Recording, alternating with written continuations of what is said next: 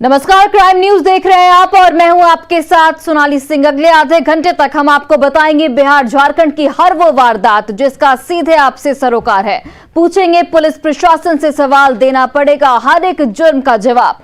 करेंगे छोटी से छोटी वारदात की गहनता से पड़ताल। तो चलिए शुरू करते हैं खबरों की पड़ताल।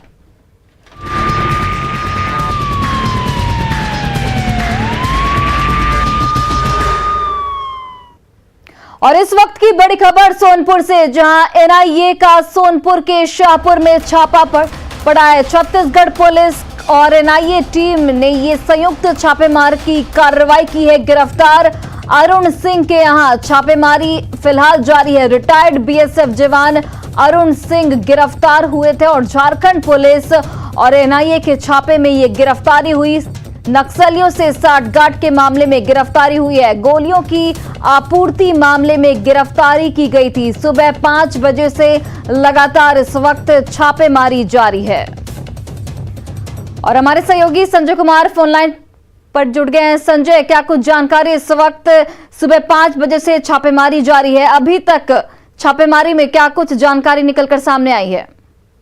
सबसे बड़ी बात है कि इनके खिलाफ नक्सलियों से साठगांठ होने से अहम सबूत मिले थे और इसके बाद ही एनआईए ने पूरे मामले की जांच की थी अपने लेवल पर और कोई अहम सुराग एनआईए की टीम को हासिल हुआ है। इनसे पूछताछ भी की गई है और जो इन्होंने जानकारी दी है उसके आधार पर यह कार्रवाई चल रही है और कई अहम सबूत मिले। अब देखना होगा, छापेमारी अभी चल रही है। जब छापेमारी खत्म होगी तब क्या कुछ हासिल कर पाता है एनआईए। लेकिन जिस तरीके से नक्सलियों का से इनके साठगांठ थे और ये बीएसएफ में थे तो इस बात की आशंका जताई जा रही थी पहले से ही कि जो कई हथियार हैं वो इनके लेवल पर सप्लाई किए गए हैं, जो एनआईए के सोर्स है वो बता रहे हैं। और छापेमारी खत्म होने के बाद बहुत कुछ अभी बोलने को तैयार नहीं है एनआईए की टीम या स्थानीय पुलिस। देखना होगा जब छापेमारी खत्म होती है तो क्या कुछ हासिल होता है। लेकिन एक अगेंस्ट एविडेंस है इनके खिलाफ। बीएसएफ के जवान होते हुए भी इन्होंने किस तरीके से नक्सलियों से साठगांठ की और नापाक जो इरादे थे फिलहाल उस पर अभी एनआईए की टीम कार्रवाई कर रही है। अब देखना होगा छापेमारी के बाद क्या कुछ हासिल होता है। जी संजय, और भी किन किन जगहों पर छापेमारी चल सकती है? चूंकि ये बहुत बड़ा मामला है, नक्सलियों से साठगांठ का आरोप लगा है, तो क्या और भी यहाँ पर पेज खुल सकते हैं?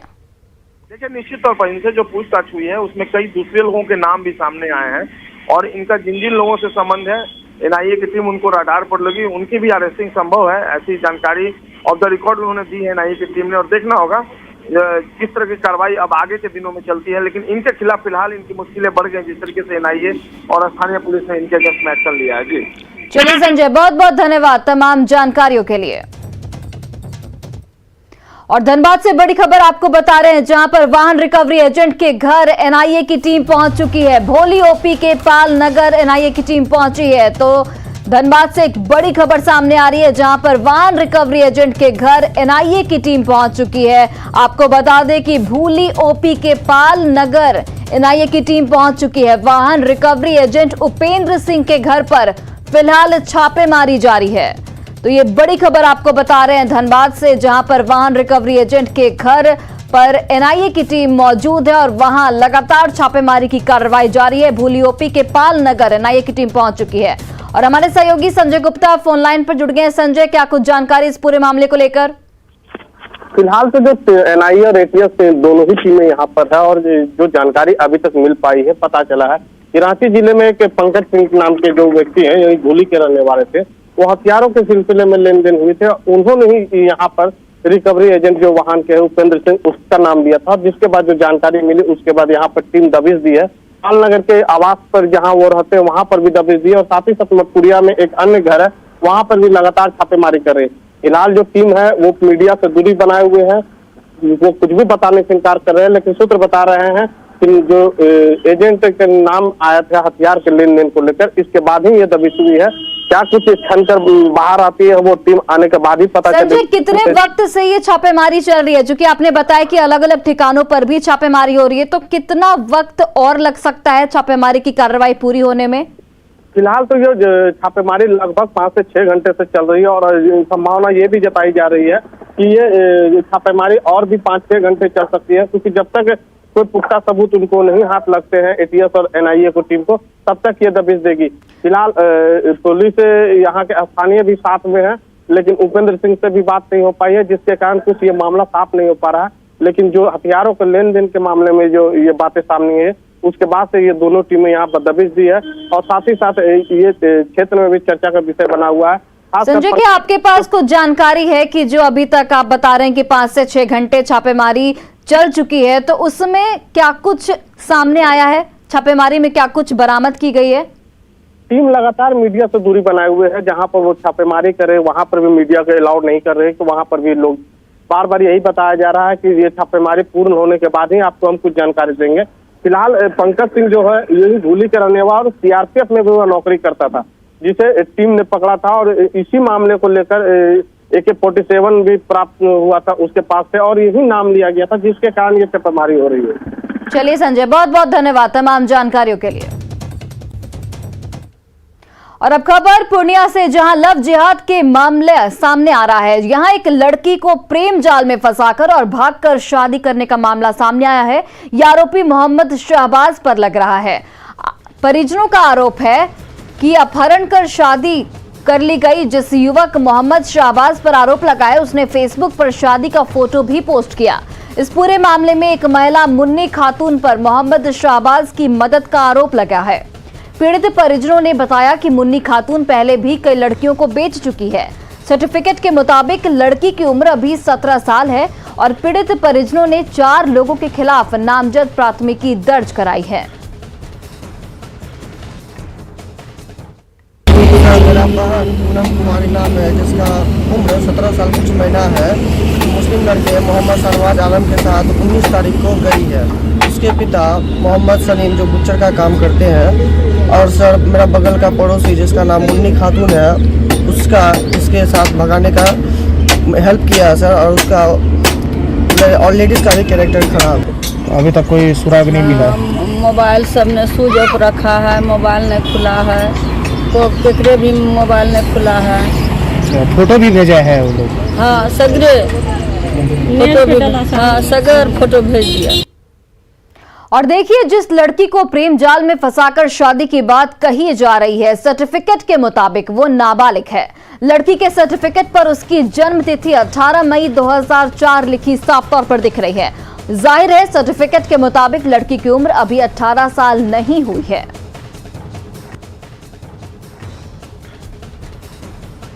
और देखिए, अब जो तस्वीर हम आपको दिखा रहे हैं वो लव जिहाद के आरोपी मोहम्मद शहबाज की है। मोहम्मद शहबाज पर ही 17 साल की लड़की को भगाकर शादी करने का आरोप लगा है। शहबाज ने शादी की फोटो भी फेसबुक पर पोस्ट की है। पीड़ित परिजनों ने कस्बा थाने में मोहम्मद शहबाज सहित 4 लोगों के खिलाफ प्राथमिकी दर्ज कराई है, लेकिन अब तक इसकी गिरफ्तारी नहीं हो सकी है। लव जिहाद को लेकर कई राज्यों में कानून भी बनाए गए हैं और कई राज्यों में कानून प्रस्तावित है। चलिए 3 राज्यों की बात कर लेते हैं। उत्तर प्रदेश, धर्म छिपाकर धोखा देकर शादी करने पर 10 साल की सजा यहां पर है और नाबालिग के मामले में 25,000 जुर्माना और 10 साल की सजा दी जाएगी। बगैर वारंट के गिरफ्तारी यहां पर हो सकती है। और देखिए, उत्तराखंड की अब आपको बात बताते हैं कि जहां पर जबरन धर्म परिवर्तन कराने पर सख्त सजा का प्रावधान है। इसके अलावा जुर्माने के साथ 2 साल की सजा का प्रावधान भी रखा गया है। और वहीं देखिए, धर्म परिवर्तन के उद्देश्य से विवाह हुआ तो धर्म परिवर्तन अमान्य माना जाएगा। वहीं अब आपको दिखाते हैं मध्य प्रदेश की, जहां पर धर्म परिवर्तन के मकसद से की गई शादी खारिज मानी जाएगी। धोखे में रखकर शादी करने पर दोषियों को सजा का प्रावधान है यहां पर। वहीं धर्म परिवर्तन करने के लिए 60 दिन पहले सूचना देना अनिवार्य है। सासाराम में ताराचंडी के पास लूट के दौरान ट्रक मालिक को बदमाशों ने गोली मार दी, जिससे उनकी मौके पर ही मौत हो गई। बदमाशों ने खलासी को भी गोली मारी, उसे अस्पताल में भर्ती कराया गया है। मृतक सुदामा पटेल मध्य प्रदेश के सागर जिले के पडरी बिजोर गांव के रहने वाले थे। ट्रक पर पाइप लदा था और उसकी रस्सी को जब ठीक किया जा रहा था, उसी वक्त 4 बदमाशों ने इस वारदात को अंजाम दिया।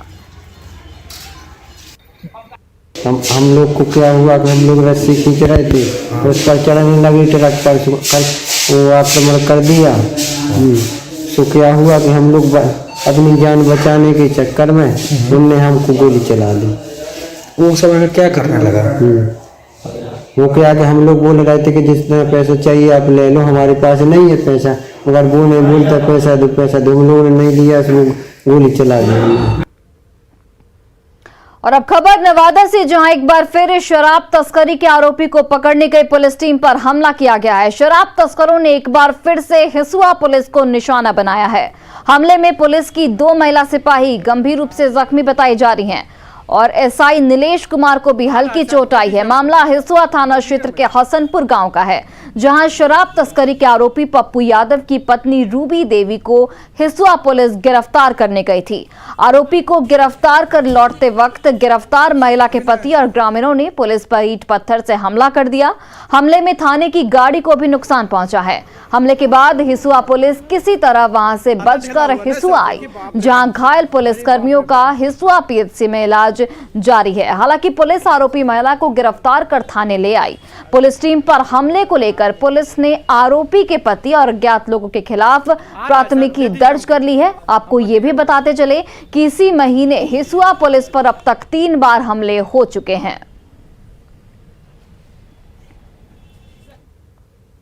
गया पुलिस की आंखों के सामने बाइक सवार लुटेरे दिन दहाड़े 8 लाख के गहने लूट ले गए। सीसीटीवी वीडियो के जरिए अपराधियों की तलाश तेज हो गई है।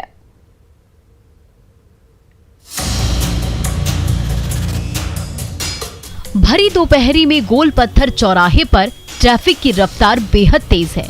तभी 2 बाइक सवार अपराधी आभूषण व्यवसायी गोपाल प्रसाद के हाथ से गहनों से भरा थैला छीनते हैं और एक्सीलेटर दबाकर भाग खड़े होते हैं। ठीक तभी उसी सड़क से गुजर रही कोतवाली पुलिस की गश्ती जीप भी वहां पहुंच जाती है, लेकिन जब तक कोतवाली पुलिस के जवान कुछ कर पाते तब तक बाइक सवार अपराधी वहां से 9-2-11 हो जाते हैं।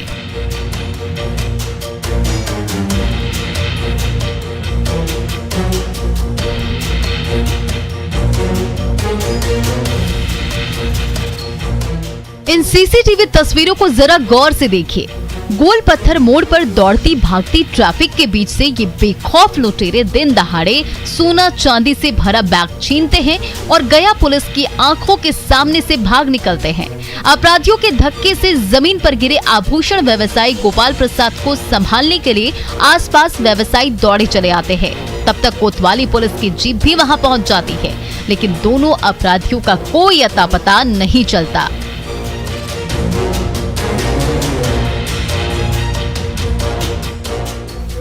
गया के प्रसिद्ध आभूषण व्यवसायी गोपाल प्रसाद 8 लाख के गहनों से भरा झोला लिए जीबी रोड से गुजर रहे थे। तभी बाइक सवार अपराधियों ने झपट्टा मारकर आभूषण से भरा थैला छीन लिया। फिल्मी स्टाइल में ठीक उसी समय गया पुलिस की गश्ती गाड़ी भी मौकाए वारदात पर पहुंच जाती है, लेकिन जब तक कोई कुछ कर पाता तब तक गहनों के लुटेरे वहां से गायब हो चुके थे। लेकिन सीसीटीवी तस्वीरों के जरिए उनकी तलाश जरूर तेज हो गई है। एलन लिली, न्यूज़ 18 गया।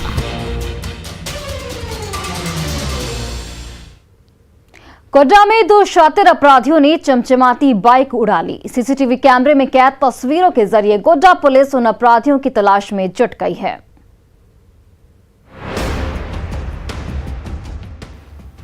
रात के अंधेरे में हर तरफ सन्नाटा पसरा है। सड़क किनारे 2 बाइक खड़ी हैं, तभी 2 नकाबपोश अपराधी दबे पांव पहुंचते हैं। हर तरफ नजरें घुमाते हैं। जैसे ही रास्ता साफ नजर आता है, हैंडल अनलॉक करते हैं, बाइक को यू टर्न करके सड़क की ओर ले जाते हैं और घसीटते हुए वहां से ओझल हो जाते हैं। ये सीसीटीवी तस्वीरें हैं गुलजार बाग के वार्ड नंबर 4 की, जहां सर्द रात में 2 अपराधियों ने चमचमाती बाइक उड़ा ली।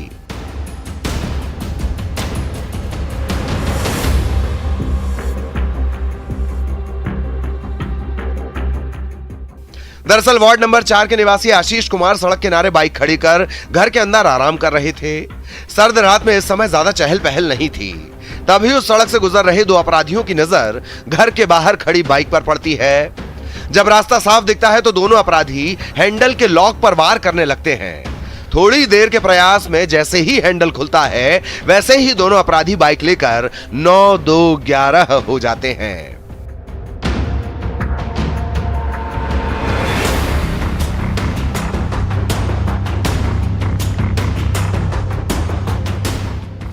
गोड्डा के गली मोहल्लों में बाइक और गाड़ी चोरी की वारदातें हाल के दिनों में काफी बढ़ गई हैं। ऐसे में गोड्डा वासियों की रातों की नींद उड़ गई है, तो गोड्डा पुलिस सीसीटीवी तस्वीरों के जरिए उन अपराधियों की तलाश कर रही है।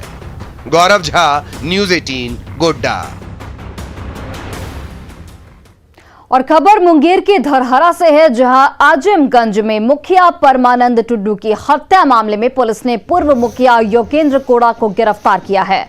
आपको बताते चले कि 24 दिसंबर की रात को नक्सलियों ने शपथ ग्रहण से पहले मुखिया परमानंद टुड्डू की गला रेतकर हत्या कर दी थी।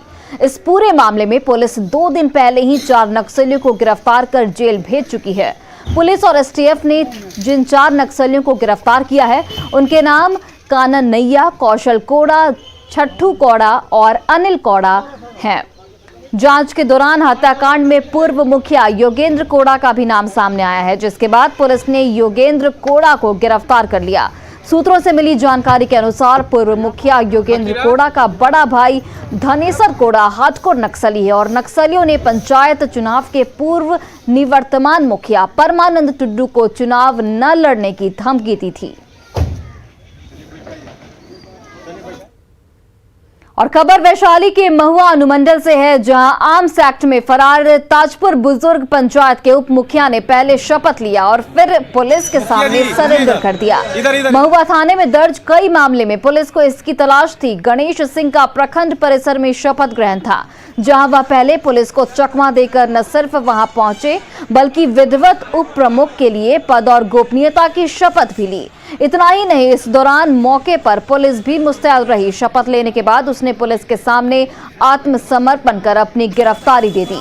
गिरफ्तारी देते वक्त उसने खुद को निर्दोष बताया।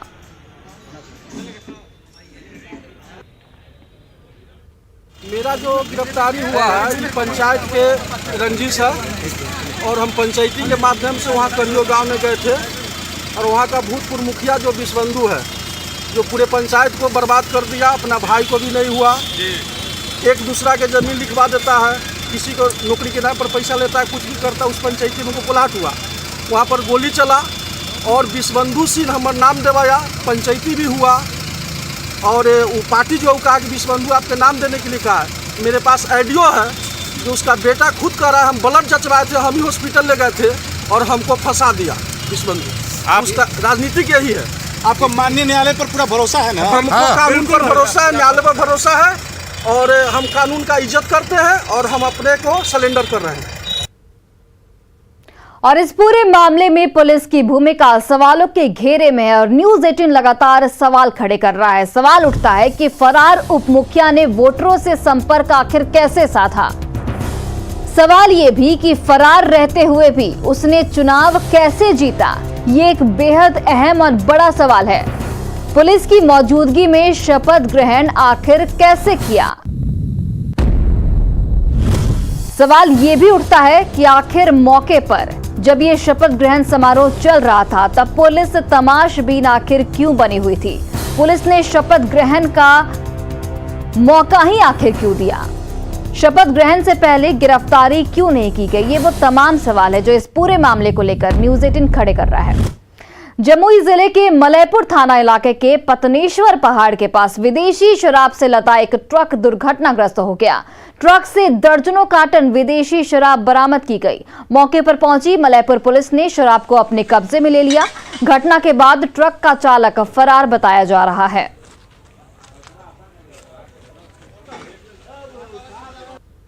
गश्ती पार्टी इसको रोकी नहीं रोकी, ट्रॉली में धक्का मारते हुए ट्रॉली इसमें फंस गया।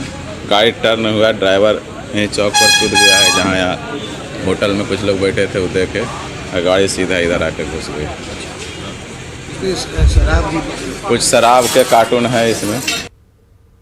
बिहार में शराबबंदी है और शराबबंदी कानून लागू होने के बाद भी बिहार के रास्ते शराब की तस्करी जारी है। देख सकते हैं कि एक सड़क हादसा हुआ है जमुई जिले के मलयपुर थाना इलाके का जो पत्नेश्वर पहाड़ है वहाँ पर एक ट्रक दुर्घटनाग्रस्त हुआ है। देख सकते हैं जो ट्रक है, और इस ट्रक पर सबसे बड़ी बात है कि शराब लदा हुआ था, विदेशी शराब के कार्टन लदे हुए थे, कई कार्टन थे। जो यह बात ट्रक के पलटी खाने के बाद जो ट्रक दुर्घटनाग्रस्त हुआ उसके बाद यह खुलासा हुआ। हम दिखाना चाहेंगे तस्वीर कि जो पुलिसकर्मी है वो शराब की जो बोतलें हैं वो दूसरे वाहन में रख रहे हैं। देख सकते हैं कि यहाँ पर जो शराब की जो बोतलें हैं दूसरे वाहन में रखा जा रहा है। जो दुर्घटनाग्रस्त ट्रक है उससे निकाल कर दूसरे वाहन में रखा जाए। हम तस्वीर भी दिखाना चाहते हैं कि किस तरह से जो दुर्घटनाग्रस्त ट्रक है उसमें जो शराब लदे हैं, जो शराब की बोतलें और कार्टन लदे हुए हैं, हम दिखाना चाहेंगे कि वहाँ से निकाल कर जो पुलिस के जवान हैं, पुलिस के लोग हैं, उसे दूसरे जो वाहन है उसको ले जा रहे हैं अपने थाने में कार्रवाई के लिए। बता दें कि जो बातें पता चली है कि आज सुबह में यह हादसा हुआ है, और हादसा के बाद जब ट्रक दुर्घटनाग्रस्त हुआ तो उसमें पता चला कि उसमें शराब की बोतलें हैं, विदेशी शराब की बोतलें हैं, और यह तस्करी करके यहाँ पर लाया जा रहा था। हालांकि बताया जा रहा है कि कुछ शराब की बोतलें स्थानीय लोगों ने अपने साथ लेकर चला गया, लेकिन लूट हुई है। लेकिन अब फिलहाल जो पुलिस मौके पर पहुंची है और पुलिस पहुंचकर मौके पर कार्रवाई कर रही है। केसी कुंदन, न्यूज़ 18 जमुई। और फिलहाल इस बुलेटिन में बस इतना ही। आप देखते रहिए न्यूज़ 18 बिहार झारखंड।